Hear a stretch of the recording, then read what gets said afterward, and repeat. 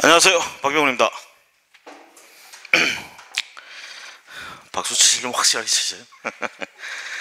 근데 마이크 목소리 원래 이렇게 나오는 겁니까? 이게 정상이에요?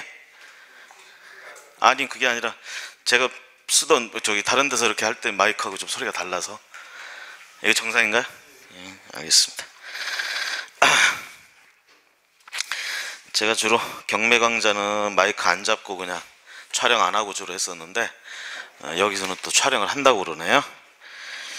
뭐 등록하신 분들은 꽤 되신다는 것 같던데, 오늘 첫날 그렇게 많이 안 오신 것 같은데, 첫날부터 이렇게 좀 첫날이 중요하죠, 사실 뭘 하든 간에.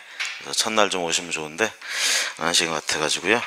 자, 여러분들 뭐 교재는 다 지급 받으셨죠? 그쵸? 그거는 제가 이제 강의용 자료로 쓰려고 이것저것 좀 필요한 내용들 해가지고 편집해 놓은 거고요. 자, 여기 뭐 우리 담당자분 말씀 들어보니까 이 과정은 초중급 과정이고 심화 과정을 요거 끝난 다음에 이어서 한다, 이렇게 안내를 해드렸다고 하더라고요. 그래서 저는 지금 제 강좌 2호 강좌를 아무것도 경매에 대해서 아무것도 모르시는 분들, 그분부터 해가지고 중간급 정도 되시는 분들까지 아울러서 다 하는데, 강의 수준은 기초로 해가지고요, 아무것도 모르신 분들 위주로 해가지고 할 겁니다. 그러면서 굳이 우리가 기초, 중급, 고급 이렇게 따진다 그러면 중급 수준까지 여러분들이 올라갈 수 있도록 강의를 목표를 가지고 할 겁니다. 제가 이제 말하는 이제 중급이다 그러면 뭐 우리가 이제 수업 시간에 자세히 얘기를 하겠지만, 경매 그러면 이제 법원 경매를 얘기하죠. 법원 경매. 이제 법원 경매에서 저는 적어도 기초를 탈피한, 즉 중급 정도 된다고 하려면 자기 혼자 스스로 가서 주택 정도는 낙찰을 받을 수 있는 정도가 되면 된다, 저는 이렇게 생각을 합니다. 그래서 우리 여기 42시간 과정으로 제가 알고 있습니다. 42시간 과정 끝났을 때 여러분들이 하다못해 아파트 정도는 혼자 스스로 권리 분석하고 가서 낙찰을 받을 수 있도록, 누군가에게 수수료를 주지 않고도 혼자 가서 할 수 있도록 하는 게 목적이에요. 목적. 괜찮으시겠어요? 그 정도는 다 하세요? 그 정도는 다 하십니까? 아니에요? 제 수업은 아무것도 모르시는 분을 기준으로 해서 한다고 그랬습니다. 아무것도 모르시는 분도 이 과정을 지나고 나면 아파트 한 채 정도는 스스로가 낙찰받을 수 있다, 이렇게 생각을 하시면 되겠고요. 기왕에 이제 그런 걸 하실 줄 아시는 분들은 자기가 이렇게 이제 지금까지 해오면서 이론적으로 이런 것들이 정립이 안 돼 있을 겁니다. 아마 그런 거를 요 과정을 통해서 이론적으로 좀 정립한다, 이렇게 생각을 하셔서 들으시고요. 그 다음에 좀 더 깊이 알고 싶다 그러면 제가 요거 다음 과정으로 심화 과정을 지금 연구 중에 있으니까 그거 해가지고 심화 과정에 가면 이제 실전으로 이제 컨설팅 하는 쪽으로 이제 주로 이제 많이 강의가 될 겁니다. 이 컨설팅이라는 건 쉽게 부동산에서 지금 여러분들이 법원 경매 이거 뭐 한다 이렇게 하는데, 이것도 쉽게 얘기하면 컨설팅의 일종이에요. 그래서 부동산을 구입하고 그걸 가지고 개발하고 하는 이 모든 부분에 있어서 우리가 단지 경매라는 데 이제 초점을 맞춰서 하는데, 기초 과정에서는, 중급 과정에서는 그걸 갖다가 수단을 배워보는 거고, 고급 과정에 가서는 그거 외에 부동산 자체를 가지고 할 수 있는 일들에 대해서 우리가 총망라를 해가지고 좀 공부를 해보는, 그래서 그때는 실전해가지고 이제 토지라든가 이런 것들 위주로 해가지고 하고요. 요즘 뭐 MPL인가 여기 많이 뜨죠. 그래서 MPL 같은 거 관련된 얘기들하고 해서 정리를 좀 할 겁니다. 그게 우리 고급 과정이다, 이렇게 생각하시면 되겠고, 지금 제가 말씀드리는 말들 중에 모르는 말이 나온다고 해서 실망하거나 괴로워하거나 그러시면 안 되겠죠. 첫날부터. 자, 그래서 일단은 뭐 과정이 그렇게 된다고 설명을 해드렸고요. 어쨌든 첫날 이렇게 여러분들하고 와서 교감이 중요합니다. 이렇게 첫날 딱 봤을 때 앞에 있는 저를 딱 보고 호감이 일단 생겨야 수업이라는 것도 들을만하고, 그런데 사실 제가 좀 비호감으로 좀 생겼죠. 그렇죠? 웃는 의미를 제가 알아요. 좀 잠깐 제 소개를 하면요, 저는 2000년대 초반에 이제 들어와서 저도 공인중개사 자격을 취득하고 중개업 일을 하기 전에 경매 관련 일들을 좀 하다가 결국은 중개업소 이제 하나 차리고 이렇게 좀 지내다가 누가 이제 강의 제의가 들어와 가지고 경매 강좌를 처음에 강의를 시작을 했어요. 그래가지고 반응이 좀 좋아가지고 열심히 하고 있던 중에 경기가 안 좋아지니까 거기다가 이런 경매 과정을 이제 이런 여러분들처럼 이거 환급 과정이나 뭐 이런 거 있죠. 재직자 취업 과정 뭐 이런 것들로 이제 주로 했었는데 정부에서 경매 강좌는 그런 거를 지원해 줄 수가 없다. 뭐 이런 식으로 뭐 얘기들 하는 바람에 좀 강좌 수가 줄고 뭐 그래서 저도 결국은 수험 쪽으로 이제 강좌를 돌려가지고 현재도 지금 합격에 법하기로는 뭐 이런 데서 학원 이런 얘기 하면 안 되는구나. 그런 데서 지금 나름대로 감정평가사라든가 공인중개사 행정사 이쪽 관련돼서 강의를 하고 있습니다. 이제 이런 생각이 들죠. 아니 중개사 자격 취득하고 사무실도 운영하고 있으면 그걸로 잘 벌어먹고 살면 되지 왜 강의를 하고 있느냐. 근데 제가 이제 처음에 이렇게 해가지고 일을 하는데요. 원래 뜻한 바를 좀 제대로 이루지 못하고 이렇게 일을 하다 보니까 늘 일이 별로 하기 싫더라고요. 이쪽 일이 별로 하기 싫은데 뭐 그렇게 해서 낙이 없이 이렇게 지내다가 누군가 강의 제안해가지고 강의를 해봤더니 너무 좋은 거예요. 앞에서 이렇게 떠들고 있으니까 그게 이제 딱 저한테 맞는 것 같아. 사람들하고 이렇게 대화도 하고 뭔가 알려드리고 제가 알고 있는 걸 뭔가 알려드리고 이런 것들이 너무 좋더라고요. 그래서 본업은 제껴놓고 주로 떠들러 다니는데 이렇게 초점을 맞추고 있습니다. 그리고 이제 초반에 이제 2000년대 초반부터 해가지고 경매 관련되는 회사들 좀 다니면서 나름대로 뭐랄까 입찰부터 해가지고 명도까지 해서 전반적인 걸 저 두루두루 이제 배운 거죠. 사실 돈 받고 직장에서 이제 배우면서 그렇게 이제 일들을 했고요. 그런 경험을 토대로 해가지고 이제 보니까 부동산을 매수하고 하는 데 있어서 즉 장만한다 우리가 이렇게 얘기하죠. 취득한다. 이럴 때 주로 좀 싸게 취득할 수 있는 방법이 뭐가 있을까? 이렇게 따져봤을 때 경매만 한 게 없더라. 이런 판단하에 좀 강좌를 하게 됐고요. 그래서 여러분들한테 그 경매라는 절차라든가 뭐 이런 부동산에 대한 얘기들을 하고자 여기 와 있습니다. 그래서 다른 데서도 뭐 강의를 좀 하고 있다고 좀 제가 자랑은 좀 한 거고요. 그리고 경매 강좌 요거를 하고 학원에서 또 보니까 뭐 민법 강좌도 좀 해달라고 해가지고 또 이제 준비 중에 있는 것 같은데 어쨌든 그렇게 있습니다. 그래서 지금 이 과정은 토요일 일요일 해가지고요 5주 과정으로 간다고 제가 알고 있는데 다들 그렇게 알고 계시죠? 그래서 5주 동안 이제 실을하서나 저하고 봐야 되고요. 저 뭐 그렇게 살아오다가 작년에 담배값이 막 인상이 됐잖아요. 그렇죠? 제가 담배를 엄청나게 피웠었던 사람입니다. 그런데 담배값 인상한다는 소리 딱 들으니까 열받더라고요. 그래서 담배를 딱 끊었습니다. 이 얘기를 왜 하냐면 담배 끊지 함부로 끊지 마시려고 말씀드리려고. 담배를 끊을 때 부작용이 와요. 부작용이 이거예요. 살이 엄청나게 찌더라고요. 갑자기. 지금도 밤만 되면 먹을 게 자꾸 생각이 나고요. 오히려 담배는 별로 생각이 안 나요. 근데 먹을 게 자꾸 생각이 나고 그걸 끊을 수가 없어요. 지금 큰일 났습니다. 그래서 요번 달 들어가지고 어떻게든 좀 해보려고 운동도 좀 새로 끊고 식이요법도 좀 시작하고 하고 있으니까요. 여러분들하고 5주 안에는 뭐 많이 빠지진 않겠지만 그 이후에도 여러분들이 저하고 이제 계속 이렇게 연락을 하고 지내고 이렇게 지켜보시게 되면 결과적으로 좀 많이 빠진 모습을 보지 않을까 뭐 이런 얘기도 해봅니다. 별로 관심 없는 얘기를 해서 죄송합니다. 표정들이 빨리 수업이나 하지 뭐 부동산 얘기나 빨리 하지 이런 표정들이야. 제가 수업 시간에 좀 주문 드릴 거는 여러분들한테 주문할 거는요 좀 긴장은 하되 좀 릴렉스하게 들으세요. 우리 이 과정은요 시험을 위한 과정이 아닙니다. 돈 벌기 위한 과정이에요. 돈 벌기 위한 과정. 돈 벌기 위한 과정을 너무 시험 공부하듯이 하면 안 되고요. 그렇다고 해서 긴장의 끈을 너무 놓게 되면 나중에 어떻게 되죠? 한 방에 망하죠. 그렇죠? 그래서 긴장은 하되 릴렉스하게 편안하게 우리가 들으시라는 얘기입니다.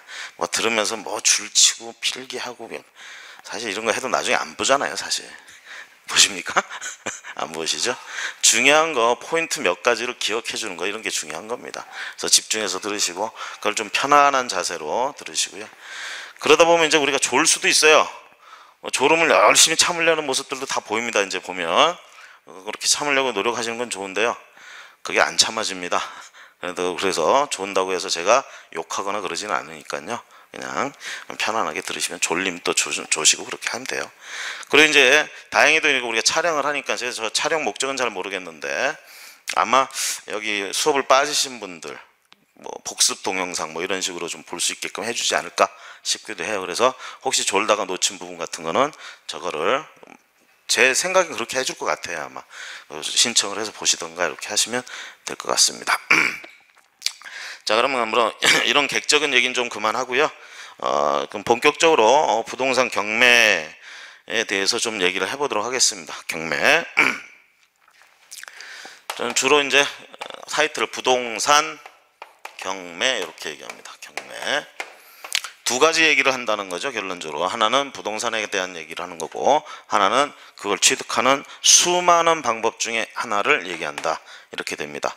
자, 그럴 때요, 경매 말고 우리가 공매라는 말을 또 흔히들 합니다. 공매. 자, 어떤 의미에서 보면요, 경매도 그렇고 공매도 그렇고 공개적으로 경쟁적으로 투명하게 입찰을 한다, 뭐 이런 의미로 본다면 같은 의미인데요, 요게 좀 더 넓은 의미다 이렇게 보시면 돼. 공개적으로 매매한다, 그걸 경쟁적으로 시키면 경매가 된다, 이 얘기죠. 그래서 공매란 말이 있는데 넓은 의미로 보면 이거가 여기에 포함이 된다 이렇게 볼 수 있어요. 근데 요거를 흔히들 이제 얘기하면 한국자산관리공사, 제가 뭐 글씨가 좀 이렇게 날리더라도 좀 양해해 주십시오. 원래 머리가 좋은 사람은 글씨가 후졌다고 그러더라고요. 아무도 안 웃어. 자, 한국자산관리공사, 여기 홈페이지 가시면 캠코라고 되어 있어요. 캠코, 인터넷에. 거기 가시면 캠코에 가면 입찰 시스템이 있습니다. 온비드라고. 거기서 주로 하는 걸 공매다 이렇게 표현을 해요. 이건 좁은 의미로 공매다 이렇게 얘기할 수 있습니다. 쉽게 얘기하면 어떤 아파트가 예를 들어서 법원에 경매가 나올 수도 있지만 한국자산관리공사가 하는 공매도 나올 수가 있다, 이런 얘기입니다. 자, 그러면 왜 물건이 법원 경매로 나오거나 아니면 자산관리공사의 공매로 나오느냐? 한 군데로만 나와야지 이렇게 하는데, 이렇게 보시면 돼요. 지금 저하고 할 요 경매는요, 말씀 잠깐 드렸지만 법원 경매라고 부릅니다. 우리가 법원에서 하는 경매 이렇게 부르고요. 요거는 좁은 의미로 공매를 얘기하면 한국자산관리공사에서 하는 공매다 이렇게 얘기하는데, 길이 달라요. 시작이 달라. 이쪽은 말 그대로 여러분들이 흔히 알고 있는 채권 채무 관계 때문에 강제 집행하는 겁니다. 일반인들끼리 채권 채무 관계 때문에 강제 집행한다. 강제 집행한다는 의미가 뭐겠어요? 강제 집행한다. 강제 집행한다. 너무 릴렉스 하신 것 같은데. 자, 강제 집행한다가 무슨 뜻이겠어? 뭘 강제 집행한대? 왜 할까요, 그걸? 자, 채권자하고 채무자가 있어요. 채무자가 상환을 못해. 이자를 연체하거나 돈을 못 갚고 있어요.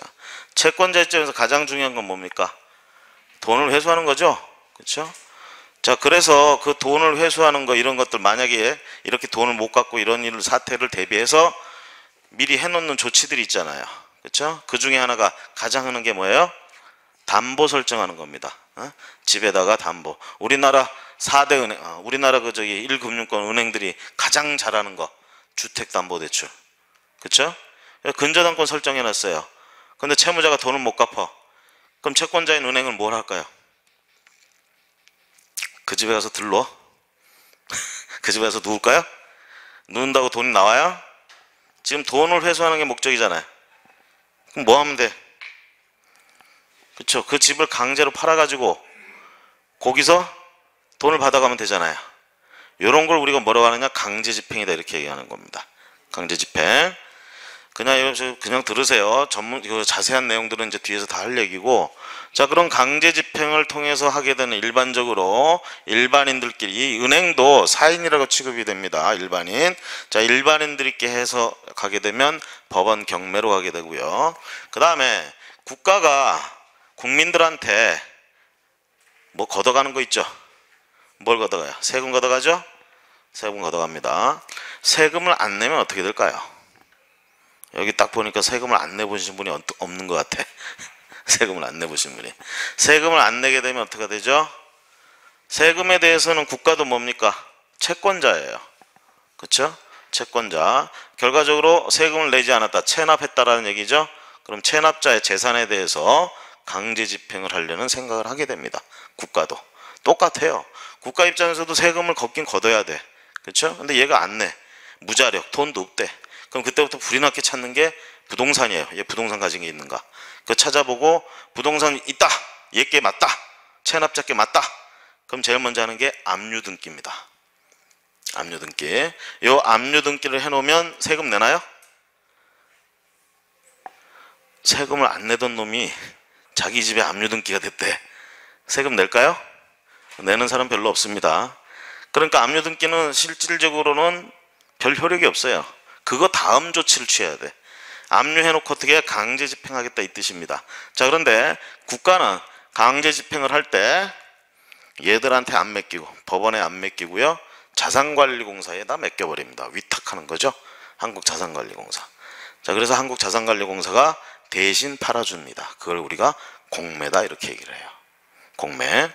여기서 하나 조심하실 건 이름이 한국자산관리공사야. 한국자산관리공사. 이 얘기는 한국에 있는 뭐 부동산이든 뭐든 이런 자산, 기업들 자산이나 뭐 이런 것들, 이런 거를 갖다가 주로 관리해주기 위해서 만들어진 회사입니다. 거의 공익적 차원에 가까운 기업이에요. 회사예요. 그러다 보니까 주로 국가 재산이나 이런 것들 있죠. 국가도 재산이 있겠죠. 이런 재산들을 관리해주거나 위탁받아가지고 이런 거 주로 합니다. 방금 얘기한 것처럼 세금 체납됐을 때 압류해가지고 공매해주는 것도 해주고 이런 것들 한단 말이야. 그럴 때 조심하실 건요, 그 한국자산관리공사가 뭔가를 국유재산이나 이런 것들을 돈을 만들어주기 위해서 팔아치우고 하는 것도 공매로 해서 합니다. 자, 그럴 때 어떤 재산을 파느냐에 따라서 공매 방식이 달라요. 그럴 땐 우리가 주로 일반인들이, 서민들이 관심을 가지는 건 아까 세금 체납돼 가지고 공매에 들어가는 물건입니다. 왜 그러냐면 다른 재산들은 덩어리가 너무 커가지고 금액 자체가 엄청납니다. 그런 것들은 여러분들이 체력을 더 키우신 다음에 달라붙어야 돼. 법인을 만들어서 들러붙던가, 자, 이렇게 해야 되는 거고, 일반적으로 우리가 공매, 얘들이 하는 공매에서 신경 쓸 부분은 세금 체납 때문에 이루어지는 이 공매예요. 근데 이 중에 오해하시는 분들이 뭘 오해하냐면, 우리가 여러분들 권리분석이라는 말을 어디서 많이 들어보셨을 거예요. 권리분석. 법원 경매할 때는 권리분석 해야 된다. 잘들 아셔 다. 근데 한국자산관리공사에서 하는 공매할 때는, 아파트가 이 공매로 나왔어, 이럴 때는 권리분석할 필요가 없다, 깨끗하다 이러고 오해하시는 분들이 있는데, 자, 세금 체납 때문에 나오는 물건은요 법원에서 경매하는 거랑 똑같습니다. 그래서 어떻게 해야 되느냐, 이놈도 권리분석 해줘야 돼요. 권리관계는 똑같이 취급당해요. 그렇기 때문에 이 공매 들어간다고 해서 그냥 자산관리공사만 믿고 돈만 내면 될 거야 이렇게 잘못 생각하고 들어가면 피해를 볼 수도 있다라는 얘기예요. 이쪽도 여기 물건 다루듯이 권리 분석을 해줘야 된다. 그런 물건에 대해서는. 물론 한국자산관리공사가 깨끗하게 세탁, 권리 세탁해가지고 파는 것도 있어요. 근데 그런 물건을 아까 말씀드린 것처럼 덩치가 너무 큰 물건들이란 말이에요. 그거는 여러분들이 체력을 더 키워서 붙어야 되는 물건들이고, 우리가 흔히 관심을 가지는 뭐 주택이라든가 상가 건물, 토지 이런 것들, 토지도 그 뭐 가격이 좀 되는 토지들, 우리가 건드려 볼 만한 토지들, 이런 토지들은 여기서 할 때 마찬가지로 권리 분석 해줘야 된다 이런 얘기입니다. 이런 얘기. 그래서 일단 말씀드린 건 부동산 경매, 이렇게 말씀드렸고, 경매에 대해서 공매라는 말이 있다. 그래서 공매라는 건 지금 이런 거 하고 있다. 요거 말씀을 드렸습니다. 경매, 공매. 자, 우리나라에서는 이제 법원 경매를 하고 있다. 법원 경매, 요걸 위주로 이제 우리는 수업이 진행이 될 거고요. 법원 경매. 자, 그러면 제가 이렇게 써놓고 지금 두 가지 얘기라고 그랬어요. 하나는 부동산에 관한 얘기, 하나는 경매에 관한 얘기, 이렇게 얘기했습니다. 그럼 경매는 법원 경매는 부동산을 취득하는 수많은 수단 중에 하나라고 말씀을 드렸어요. 부동산을 취득하는 수많은 수단들, 가장 일반적인 게 뭡니까? 매매 같은 것들이죠. 매매. 자, 그런 매매를 개인과 개인이 하는 것이 아니라 공개적으로 경쟁시켜서 하는 경매다, 이렇게 얘기를 합니다. 그러면서 주로 우리는 경매라고 얘기하는데, 법원 경매라고 얘기하는데 대개는 입찰이라는 표현을 많이 써요. 입찰. 여러분들이 이제 경매 그러면 혹시 이제 이쪽 분야에 전혀 문외한이신 분들은 그냥 경매 그러면 예를 들면 저기 영국이나 이런데 뭐 소도비나 뭐 이런 데 가보면 뭐 해요? 여기들 옛날 물건들 이런 거 경매로 하잖아요. 어떻게 합니까? 얼마 있어 그러면 이렇게 손 들고 뭐 이렇게 뭐 팻말 들고 이렇게 하잖아요. 그죠? 요런 걸 정확히 얘기하자면 호가경매라고 합니다. 호가경매. 자, 요거를 이제 딱 떠올리시는데, 우리나라는 법원 경매가 이름은 경매라고 붙었지만 좀 그 방식하고 달라요. 입찰 방식이다 이렇게 얘기를 합니다. 입찰 방식은 어떻게 하는 거냐면, 봉투에다가 내가 조건을 써가지고 봉투에 넣어서 내는 거예요. 그 봉투를 내면 나와 같은 경쟁자들이 있겠죠? 이 사람들의 봉투를 전부 열어가지고 조건을 비교해봐서 조건이 가장 센 놈 거를 낙찰해준다 이렇게 되는 겁니다. 여기서 조건은 대부분 뭐냐면 금액이에요. 가장 높은 금액을 써냈을 때 들어간다라는 거. 물론 우리가 낮은 가격을 써내서 1등이 되는 그런 입찰도 있어요. 그런 입찰, 공사 수주할 때 뭐 그런 것들 입찰. 우리 저기 뭐 조폭영화나 이런 데 보면 건설사들이 단합해 가지고 입찰 들어가고 하는 이런 옛날에 뭐 그런 안 좋은 것들 있잖아요. 자, 그런 것들이 다 입찰 방식으로 하는데, 법원 경매도 우리가 말은 경매라고 하지만 입찰 방식으로 합니다. 그러면 과거에 보면 요 입찰 방식이요, 과거에 보면 여러 번 바뀌어 왔어요. 어떤 식으로 바뀌어 왔냐? 말 그대로 아주 옛날에는 우리도 호가 경매 했었어요. 호가 경매 아주 옛날에 법원에서 호가 경매. 그 호가 경매는 어떻게 하느냐? 자, 하루에 법원에서 경매 처리하는 물건 굉장히 많겠죠. 하루에. 그리고 법원에서 경매하니까 전국적으로 어떤 법원에서 경매를 하느냐? 지금 여러분들 서울에 보면 서울 서초동에 가보시면 서울에 지방법원 있습니다. 그렇죠? 그리고 서울 고등법원 있고요. 대법원 있어요. 서초동에. 거기 이제 지방법원이 하는데, 그 지방법원을 뭐라고 부르냐? 우리가 중앙지방법원이라고 부릅니다. 그 외에 서울은 4개가 더 있어요. 지방법원이. 동부지방법원, 서부지방법원, 남부, 북부 해서 동서남북, 그리고 서초동의 중앙 5개. 서울만 해도 5개야. 지방에 가면 각각 지방법원들이 있어야 되겠죠? 광주지방법원 뭐 이런 것들. 자, 이런 지방법원들 단위로 뭘 하느냐? 경매가 진행이 돼요. 그 법원에 가보면 경매를 진행하는 팀이 여러 개가 있어요. 그 팀을 뭐라고 부르냐? 1팀, 2팀 이렇게 안 부르고 1개, 2개, 3개 이렇게 불러요. 경매 1개, 경매 2개. 이게 팀이야. 그럼 이 한 팀당 배정되는 경매 건수가 100건 정도가, 하루에 처리할 양 100건 정도가 배당이 돼요. 경매팀이. 그럼 한 팀이 매일 경매를 하는 게 아니라 거의 한 달 단위로 움직인다 이렇게 보시면 돼요. 그러면 한 지방법원 안에 경매 15개까지 있어. 15개 팀이 하루에 한 팀씩 돌아가면서 하면은 15일 지나가죠. 그렇죠? 자, 그러면 결과적으로 1팀 같은 경우에 한 번 하고 나서 그 다음 거의 한 달 지나면 또 1팀 할 차례가 되는 거예요. 이런 식으로 운영이 됩니다. 그때마다 낙찰 안 된 것들 들고 나오고 새로 신청 들어온 것들 들고 나와서 거의 한 100건 정도 해가지고 처리를 한다 이 얘기예요. 그러면 지방법원이 전국에 여러 개가 있죠. 그 중에 한 지방법원에서 그렇게 한단 말이야. 그럼 다른 지방법원도 그렇게 할 거고요. 그러면 결과적으로 전국적으로 보면 월, 화, 수, 목, 금 매일매일 경매가 있다 이렇게 보시면 돼요. 매일매일. 자, 그런 경매를 하는데요. 처음 이제 호가 방식으로 처음에 했습니다. 우리나라도. 그럼 어떻게 했느냐? 호가 방식으로 할 때. 자, 경매 하면 여러 개 물건 취급한다고 그랬죠? 우리는 이제 경매 사건 번호라는 게 있어요. 물건당 번호가 부여가 돼 있어요. 그러면 그 물건에 처리를 한다. 그러면 이 물건 낙찰받고 싶은 사람들 나오세요. 그래. 그럼 쪼로록 나와요. 그럼 이제 집행계, 계장 앞에 이제 딱 쓰는 거야. 우리 이제 그분들을 주로 이 경매를 진행하시는 분들 나와서 이렇게, 우리 경매 법정이라고 그럽니다. 법원에 가면 경매 법정이라고 불러요. 그것도 법정 안에서 하는 건데, 그 맨 가운데 앉아 계신 분 우리가 판사님으로 잘못 알고 있는데 판사님이 아니세요. 그냥 계장님이십니다. 아시겠죠? 저는 계장님이라고 불러요. 자, 근데 이 계장님이, 자, 이 물건 낙찰받고 싶으신 분 나오세요. 그러면 쪼르륵 나와서 쭉 서요. 그럼 이제 물어보는 거야, 한 사람 한 사람. 얼마? 이 사람이 얼마? 그래서 그 옆에 사람이 얼마? 더 높은 거 불러야겠죠? 또 옆에 얼마? 그리고 이쪽까지 다 갔어. 다시 이제 또 이렇게 와서 저쪽에서 얼마인데 얼마? 이렇게 되는 거예요. 그러다 이제 포기하면 떨어져 나가는 거고. 이렇게 해가지고 최종 제일 높은 가격이 되는, 요게 초창기에 우리가 했었어요. 우리나라도 법원에서. 자, 근데 이걸 하면은 이제 어떤 병폐가 있게 될까요?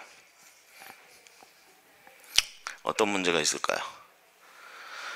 여러분 옆에 저 같은 사람이 서서 이렇게 서 있으면 가격을 마음대로 얘기하실 수 있으세요? 겁나지 않으세요?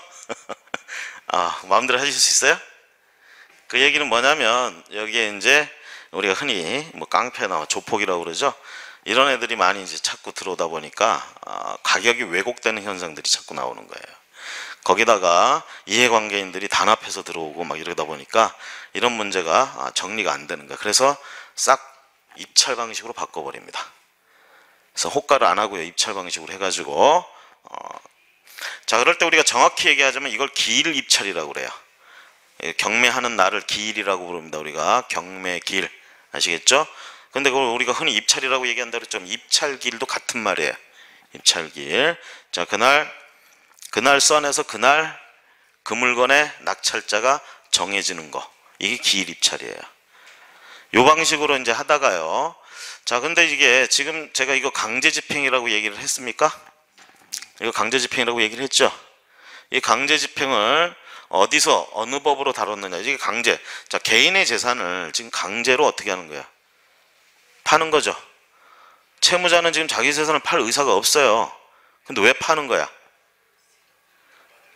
채권자가 원하니까 지금 팔아주는 거죠. 그렇죠? 만약에 채권자가 직접 그걸 팔 수 있다 그러면 좋겠지만 우리나라에서는 원칙적으로 그러지 못해요.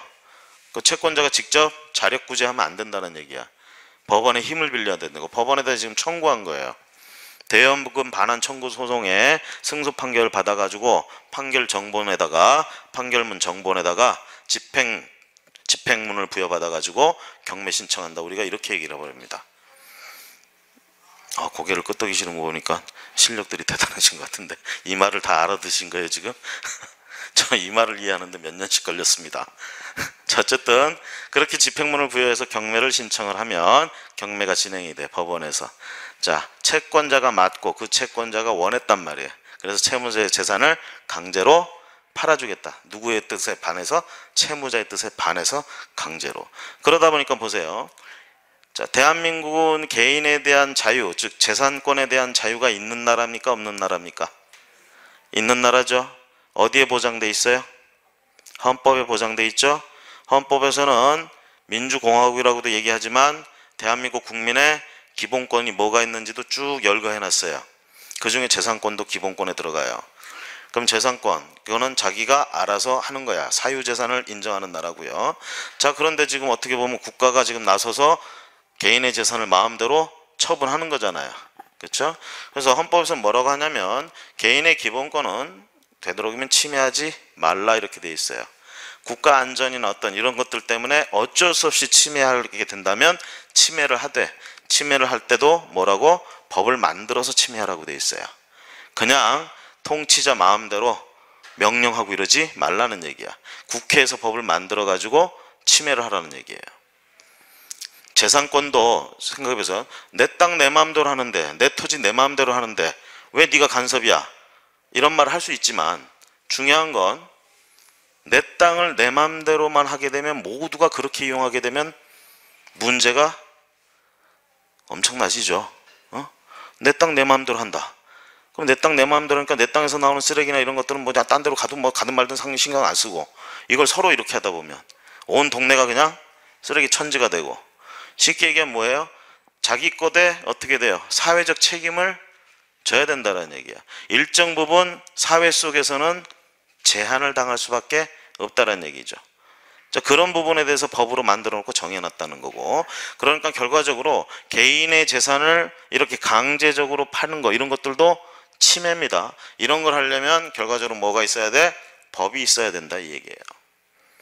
그래서 있었던 법이, 경매 절차에 관해서 규정돼 있던 법이 민사소송법이에요.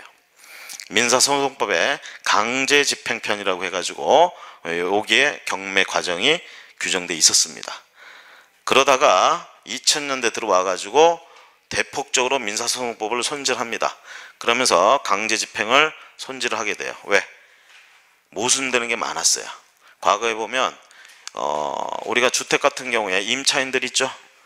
임차인들이 포지션이 좋은 경우에 임차인들이 장난치는 바람에 경매가 딜레이되고 이런 상황들이 벌어질 수 있는 절차상의 모순 이런 것들이 있었단 말이야. 그래서 민사소송법에 있던 강제집행변을 뚝 띄어가지고 민사집행법이라고 이름을 붙이면서 따로 법을 하나 만듭니다. 그러면서 그 법에서 이제 경매 얘기를 또 하게 되는 거죠.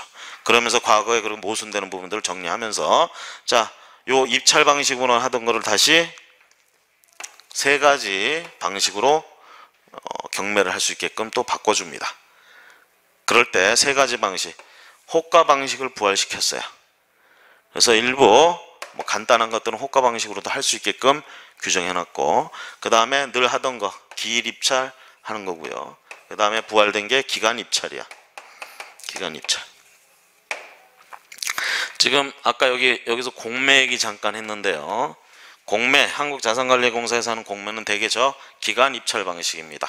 그래서 여러분들 무슨 응모하거나 이럴 때 보면 기간 정해놓고 응모하죠. 응? 응모하고 그럴 때. 그 또는 어디 원서 쓰고 회사에 원서 쓰고 그럴 때 언제까지 보내고 이렇게 하잖아요. 그리고 언제 날짜 정해가지고 그날 뭐 면접을 한다든가 이렇게 결정해서 발표하고 이런 식으로 하잖아요. 이걸 우리가 이런 방식을 기간 입찰이라고 하는 거야. 마찬가지로 법원에서 그렇게 법을 뚝 띄어서 하나 만들면서 이렇게 입찰 방식을 세 가지 할 때 기간 입찰 방식을 새로 신설을 했다는 얘기입니다. 이게 들어오니까 뭐가 좋으냐면 생각해 보세요. 여러분들 요즘 제주도 땅이 좀 핫하죠? 응? 제주도 땅. 제주도 가고 싶다. 그죠? 제가 한 15년 전에 제주도가 참 가고 싶었어요. 제주도에서 살고 싶었어요. 투자했어야 되는데. 그죠? 투자했어야 되는데. 그냥 거기는 나중에 노년에 가서 살아야지 이러고 말았어요. 지금은 난리가 났죠. 그죠? 자, 서울에 있는 사람이 제주도 지방법원에 법원 경매 물건이 나왔어요. 그걸 낙찰받으려면 어떻게 해야 되느냐? 그렇죠. 제주도 가야 돼요. 가기 싫으면 대리 써야 돼요. 1588에 좌우가 똑같아가 아니라, 그렇죠? 대리를 세워서 해야 된단 말이야. 안 가려면. 그렇죠? 자, 그런데 이 기간 입찰 방식이 생기면 어떻게 되느냐? 우편으로 보내버리면 돼요. 그렇죠? 우편으로 입찰 표하고 이걸 작성해서 보내면 된다. 그래서 이 제도가 하나 들어왔다는 거.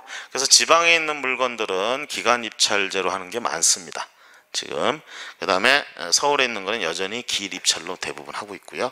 호가 경매는 할 수 있게는 해놨는데 아직도 거의 이용이 안 되고 있다. 주로 동산 경매에서는 이제 호가 경매가 많이 이루어지고 있어요. 동산 경매. 지금 우리가 부동산 경매인데 동산도 경매합니다. 왜? 동산도 그거 잡고 돈 빌려주고 하잖아요. 그죠? 처음에는 사실 잡고 돈 빌려준 게 아니지. 돈 빌려주고 나서 안 갚으니까 잡으러 가는 거죠. 여러분들 드라마에서 많이 보셨잖아. 어디 부자가 망할 때 보면 우르르 사람들 와가지고 딱지 붙이고 가죠. 노란 딱지. 예? 그 압류 딱지예요. 그게. 동산에다 막 붙여. 에어컨에도 붙이고 막 그냥 붙인다고. TV 같은 데 딱딱 붙이고. 그럼 이제 그거 나중에 결국은 채무자가 돈을 안 갚으면 결국은 그거 붙여놨던 거 압류 뜻으로 붙여놓은 거예요. 그거 사용하면 안 되죠. 나중에 일정 잡아가지고 경매 들어가 버립니다. 그럴 때요, 동산 경매는 동산이 있는 곳에서 합니다. 그래서 이제 그 기일이 잡히면 요즘 이제 대법원 사이트 들어가 보면 법원 경매 요 배너가 있죠. 그거 클릭해서 들어가 보시면 거기에 동산하고 부동산 이렇게 둘 중에 들어가게 돼 있어요. 그러면 동산에 가보면 거기 일정들이 쫙 나와요. 나와가지고 언제 몇 날 몇 시 어느 주소 어디 집에서 그 집에 있는 동산 전부 턴다 뭐 이런 거 한단 말이야. 이런 게 동산 경매예요. 그럴 때 이제 호가 경매 많이 하고요. 자, 부동산 경매. 그래서 법원 경매라는 걸 우리가 주로 얘기를 한다. 취득하는데 경쟁적으로 취득한다. 자, 그럴 때 이 경매 절차는 결과적으로 민사집행법이라는 법을 근거로 이루어진다. 이렇게 말씀을 드리고요. 그 다음에 우리가 이제 부동산이라는 거, 요 특성에 대해서 간략하게 몇 가지 좀 설명을 해야 되는데, 시간이 어느덧 좀 쉴 시간이 됐네요. 잠시 쉬었다가 이어서 하도록 하겠습니다.